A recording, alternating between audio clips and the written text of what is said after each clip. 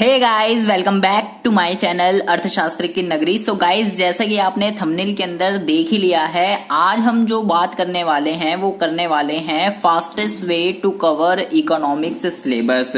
Economics का syllabus जो है जल्दी से जल्दी कैसे पूरा किया जाए। जैसे कि आप जानते ही हैं भाई, इकोनॉमिक्स की आपके पास दो दो बुकें हैं। 12th वालों की मैं जो है बेसिकली बात कर रहा हूँ, मैक्रो इकोनॉमिक्स और इंडियन इकोनॉमी, जिसमें जो सिलेबस है वो बहुत ही ज्यादा समंदर है। और आप 12th क्लास है, बोर्ड है आपका, तो बच्चों के भैया मन में एक ही डाउट आता है कि यार स्कोर करना है, 90 प्लस जो है किसी भी तरीके से लेकर आने हैं। ठीक है, तो भैया अगर 12th क्लास में हो, बोर्ड है आपका, तो आपके लिए ये बहुत ही ज्यादा जरूरी है कि भैया इकोनॉमिक्स का सिलेबस जो है उसको टाइम से पहले कवर करना बहुत ही ज्यादा जरूरी है। क्योंकि अगर आपने इकोनॉमिक्स का सिलेबस टाइम से पहले कवर नहीं किया तो आप इकोनॉमिक्स के अंदर जो है स्कोर नहीं कर सकते हो। आज मैं आपको जो है 8 ऐसी टिप्स बताने वाला हूं जिसमें आप जो है इकोनॉमिक्स का सिलेबस जल्दी से जल्दी और पूरी की पूरी कह सकते प्रिपरेशन के साथ आप जो है कवर कर सकोगे। ठीक है, तो बिना बकवास किए मुद्दे को शुरू करते हैं। सबसे पहली बात तो आपको भाई आपके पास अपना टारगेट, अपना गोल होना चाहिए कि मुझे सिलेबस को कौन से मंथ में जो है खत्म कर देना है। ठीक है, देखिए जो मोस्टली जो टॉपर होते हैं, जिनको स्कोर करना ही करना है, जिनका एक टारगेट सेट है कि भाई मुझे इस सब्जेक्ट के अंदर स्कोर करना है, उनका एक गोल होता है कि भाई मेरे को दिसंबर तक जो है अपना सिलेबस को किसी भी तरीके से पूरा का पूरा खत्म कर ही देना है। कुछ होते हैं जो दिसंबर से पहले ही, सबका अलग अलग टारगेट होता है, कोई दिसंबर से पहले, कोई दिसंबर से बाद, कैसे भी करके वो अपना सिलेबस को जो है खत्म कर लेते हैं। तो सबसे पहले तो ये जरूरी है कि आपको अपना एक टारगेट बनाना पड़ेगा कि मुझे किस मंथ जो है अपना सिलेबस को खत्म करना है। ठीक है, मोस्टली मैं आपको यही सजेस्ट करूंगा कि नवंबर दिसंबर तक आप अपना पूरा का पूरा सिलेबस जो है इकोनॉमिक्स का, आप उसको जो है उस मंथ तक आपको कंप्लीट करना ही करना है, चाहे आप कैसे भी कवर करो। ठीक है, क्योंकि अगर आपने गोल को सेट नहीं किया, क्योंकि बिना गोल के कुछ नहीं होता, प्लानिंग जो है वो गोल को अचीव करने के लिए ही होती है। तो अगर आप किसी चीज की प्लानिंग कर रहे हो तो आपके पास कोई टारगेट, कोई गोल होना चाहिए कि मुझे भाई इसको अचीव करने के लिए, इसलिए मैं जो है अपनी प्लानिंग बना रहा हूं। अब आपने ये डिसाइड कर लिया कि ठीक है मेरे को जो है इस मंथ तक अपने सिलेबस को खत्म करना ही करना है। उसके बाद आपको क्या करना है? उसके बाद सबसे पहली टिप्स जो कि सबसे बहुत ही ज्यादा मोस्ट इंपॉर्टेंट है, when, where and how much need to study. कब, कहां और कितनी स्टडी जो है आपको करनी है। ये जो क्वेश्चन है ये बहुत ही इंपॉर्टेंट क्वेश्चन है कि कब, कहां और कितनी स्टडी करनी है। गाइज, हर बच्चे का ये कह सकते हो, मन कह सकते हो, रूटीन कह सकते हो, हर बच्चे का अलग अलग होता है। किसी को सुबह जो है ये कह सकते हो कि पढ़ने में मजा आता है, किसी को दोपहर को, किसी को शाम को, हर बच्चे का जो है अलग अलग होता है। तो सबसे पहले आपको खुद को एनालाइज करना पड़ेगा कि भाई मेरी इस मोटी बुद्धि के अंदर जो है कौन से टाइम में मेरे को बहुत ही अच्छा पढ़ने का मन करता है। सबसे इंपॉर्टेंट बात, किस टाइम में आपको पढ़ने का मन कर सकता है। वो सुबह भी हो सकता है, दोपहर भी हो सकता है, शाम भी हो सकती है। ठीक है, फिर कहां पढ़ना है, मैं आपको यही सजेस्ट करूंगा कि ऐसा नहीं है कि जी आप जहां पे स्टडी कर रहे हो वहां पे जी सभी फैमिली मेंबर्स बैठ के अपने गप्पे लड़ा रहे हैं और आप भी बीच में पढ़ रहे हो, टीवी चल रहा है। ऐसा नहीं, अकेले में आपको जो है सबसे पहली बात तो स्टडी करनी है शांत माहौल में। ठीक है, हो सकता है किसी का जो है एनवायरमेंट नहीं बन पाता है, तो भैया कैसे भी हो छत में चले जाओ, कहीं भी चले जाइए, लेकिन जितना आप अकेले रह सको वहां पर स्टडी कीजिए। और कितनी स्टडी करनी है ये सबसे ज्यादा इंपॉर्टेंट है कि भाई इकोनॉमिक्स देखिए एक ऐसा सब्जेक्ट है, आपको मैं यही सजेस्ट करूंगा, ऐसा नहीं है कि भाई आज ही बैठ गया मैं 3 घंटे में आज ही खत्म कर दूंगा, ऐसा कुछ नहीं है।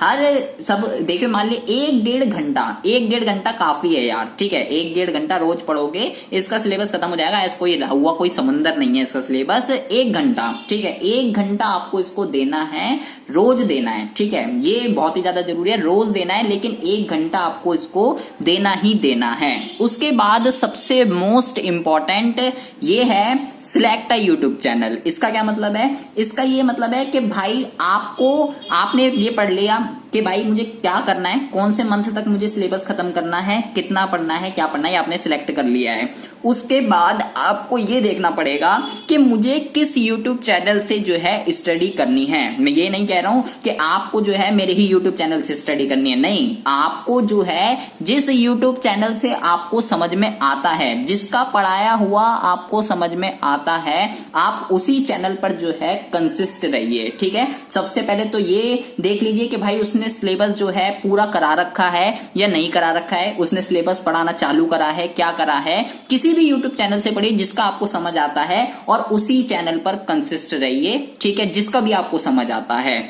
उसके बाद आपको क्या करना है, प्रिपेयर शॉर्ट नोट्स। गाइज ये बहुत ही ज्यादा इंपॉर्टेंट है। अब नोट्स की अगर बात करते हो, बच्चे मेरे से नोट्स मांगते हैं, ठीक है भाई, मैंने बोला है आपको प्रोवाइड करा दूंगा जल्दी से जल्दी, जितना होगा लॉकडाउन के बाद आपको दे दूंगा। बट गाइज जो खुद के नोट्स की जो बात होती है वो अलग ही होती है। आप जिस भी चैनल की वीडियो देखते हो, मेरी देखते हो, किसी भी की भी देखते हो, मैं भी आपको ऐसे ही नोट्स बना के कॉपी में जो लिखा रहता है वो भी बच्चे उतार लेते हैं कभी कभार। बट गाइज जितना आपको खुद के नोट्स में जो आपको समझ आएगा ना, जो भी आपको मैं वीडियो देख कर आइए, मेरी आइए, या किसी भी चैनल से आपने जो किसी भी टॉपिक पर आपने वीडियो देखी है, तो जितना भी आपको समझ आया आप खुद के नोट्स बनाइए। गाइज मैं आपको ऐसे ऐसे बच्चे दिखा दूंगा जिसने मेरे से भी अच्छे जो है नोट्स बना रखे हैं। ठीक है, वो मेरे पास भेजते हैं कि सर इसको चेक कीजिए, मैंने नोट्स बनाए, क्या मैंने सही बनाया है। उन्होंने मेरे से भी अच्छे जो है नोट्स बना रखे होते हैं। तो आप अपने खुद के शॉर्ट्स नोट बताइए, ये आपके लिए बहुत ही ज्यादा जरूरी है। और रही बात मेरे नोट्स की, तो मैं आपको जल्दी ही नोट्स प्रोवाइड करा दूंगा। बट जिस भी चैनल की आप, जिस भी टॉपिक की, जिस भी चैप्टर की आप वीडियो देख रहे हो,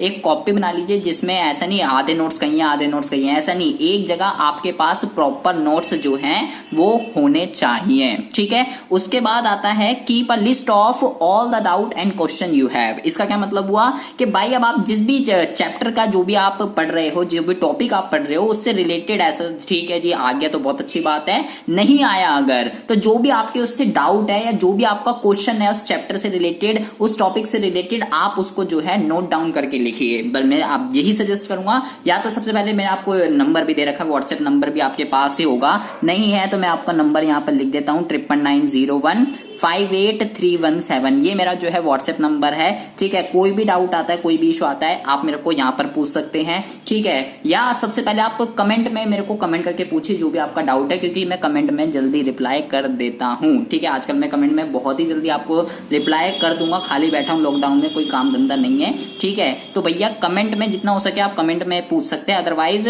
तब भी आपको कोई ज्यादा कोई पिक वगैरह भेजनी है तो आप मुझे जो है यहाँ पर इस व्हाट्सएप पर भेज सकते हैं। या अदर किसी भी यूट्यूब चैनल से पढ़ रहे हैं, किसी भी तरीके से, अपने ट्यूशन टीचर से, अपने टीसी स्कूल टीचर से, किसी से भी आप अपने डाउट को जो है क्लियर कीजिए। ठीक है, डाउट्स को लिखिए, तब अगर आप डाउट को डाउट ही रहने दोगे तो भैया आप कुछ नहीं कर सकते। अगला जो है डिक्लेयर वॉर ऑन प्रोक्रेस्टिनेशन। इसका क्या मतलब होता है, ये बहुत ही ज्यादा जरूरी है कि आपको टालना नहीं है कि भाई मुझे करना है तो करना है। ठीक है, ऐसा नहीं है कि जी नेशनल इनकम करने बैठ गए, क्वेश्चन नहीं हो रहा और जी वहीं छोड़ दिया, जी अब तो हो गया, कॉपी बंद करी, हेडफोन लगाए, लग गए टिकटॉक में, यूट्यूब में। ऐसा आपको नहीं करना है गाइज। आप जो भी आपका डाउट है, नहीं हो रहा, ठीक है यार, नहीं निकल रहा, चाहे वो आए वीडियो वे वीडियो, कोई सी भी वीडियो, नहीं हो रहा क्वेश्चन, ठीक है, उसको लिख लो कि भाई इस पेज नंबर पे ये वाला क्वेश्चन है, ये मुझसे नहीं हो रहा है, मेरे से पूछ सकते हो, या किसी भी अपने स्कूल के टीचर होगा, कोई ट्यूशन टीचर होगा, कहीं से तो आपको उसका सॉल्यूशन मिलेगा।